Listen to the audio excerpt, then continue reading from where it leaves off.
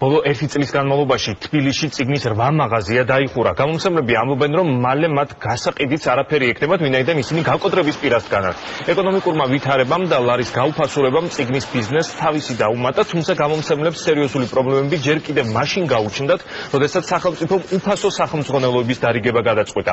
ამ პროგრამამ გამომცემლები მთლიანად მოწყვიტა სასკოლო წიგნების წარმოებას და უფრო მეტიც, ათასობით უკვე გამზადებული წიგნი საწყობებში დაუტოვა. კერძო საგამომცემლო სექტორმა მთლიანობაში 10 მილიონ ლარზე მეტის ბრუნვა დაკარგა. პრობლემაზე სასაუბროთ ახლა ჩვენი სტუმარი თამარ ლებანიძეა, გამომცემლობა დიოგენეს ხელმძღვანელი. მოგესალმებით, ქალბატონო თამარ. საღამომშვიდობ. ქალბატონო თამარ, პირველ რიგში რა არის პრობლემის არსი? რა პრობლემების წინაშე დგანან დღეს გამომცემლები, თუნდაც თქვენი დიოგენე? დიახ.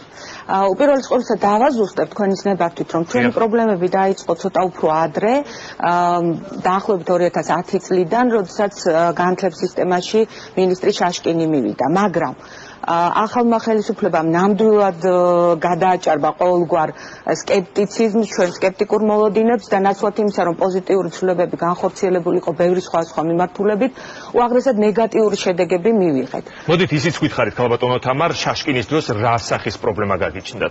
იცით, იყო რასაკვირველია უსამართლო გადაწყვეტილებები, პრინციპულად უსამართლო გადაწყვეტილებები, რომლებიც უკავშირდებოდა სახელმძღვანელოების კონკურსს და როგორც თავის დროზე მარგველაშვილის მინისტრობის დროს იქაურმა აუდიტის სამსახურის მაშინდელმა უფროსმა ალექსანდრე აბაჩძემ გვითხრა, სისხლის სამართლის დანაშაულის ნიშნებით მასალები გადაცემულია პროკურატურას და როგორც ჩანს დღემდე იქ განისვენებს. ეს ყველაფერი რაც შეეხებოდა დიმიტრი შაშკინის პერიოდს, იქ ბევრი კითხვის ნიშანია, იქ იყო მონოპოლი, ხელოვნურად შექმნილი მონოპოლიის ნიშნები და ასე შემდეგ და ასე შემდეგ. რა თქმა უნდა, ეს პერიოდი არის ძალიან დეტალურად გამოსაძიებელი ჩვენი აზრით და დასადგენი ჭეშმარიტება, მაგრამ ნაცვლად იმისა, რომ სიტუაცია გამოსწორებულიყო, რის შანსიც ნასაკვირველია ჰქონდა ახალ ხელისუფლებას, ყველაფერი გაცილებით უფრო დამძიმდა.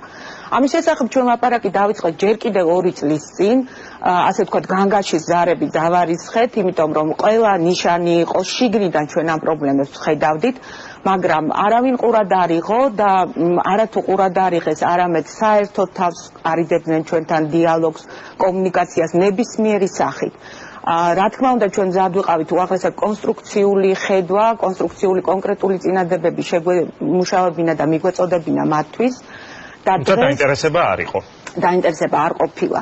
და მე ძალიან წუხარ, იმიტომ რომ დღეს უკვე კრიზისი სახეზია, კრიზისი მასშტაბურია და მიუხედავად იმისა, რომ საქართველოს როგორც პატარა ქვეყანას ბუნებრივია საგამომცემლო სექტორი დიდი არ ყავს, დაახლოებით 10-ოდე გამომცემლობა მე ვგულისხმობ ნორმალური ზომის გამომცემლობებს, რასაკვირველია, თუმცა ეს არ არის ძალიან დიდი ზომის ბიზნესი ზოგადად.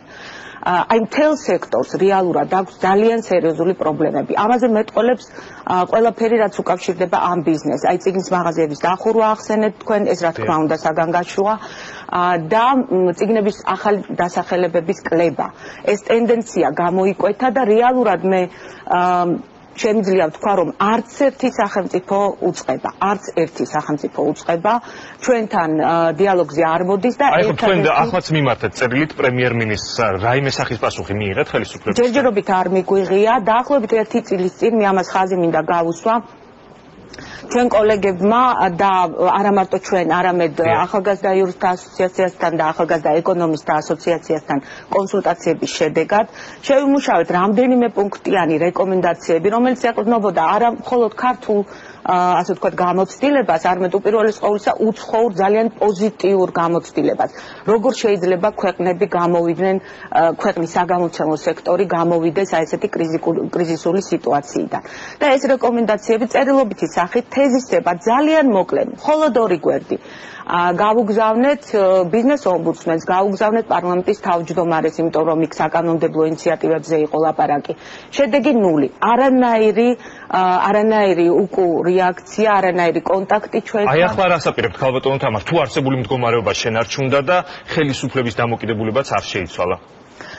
იცით ჩვენ ვცდილობდით რა თქმა უნდა გასული 2 წლის განმავლობაში მოგვეგვარებინა ჩვენი ძალებით ეს პრობლემები, მაგრამ უამრავი თანმხლები პრობლემაა. მაგალითად, მოუწესრიგებელია ეგრეთ წოდებული არალეგალური გამოცემების საკითხი.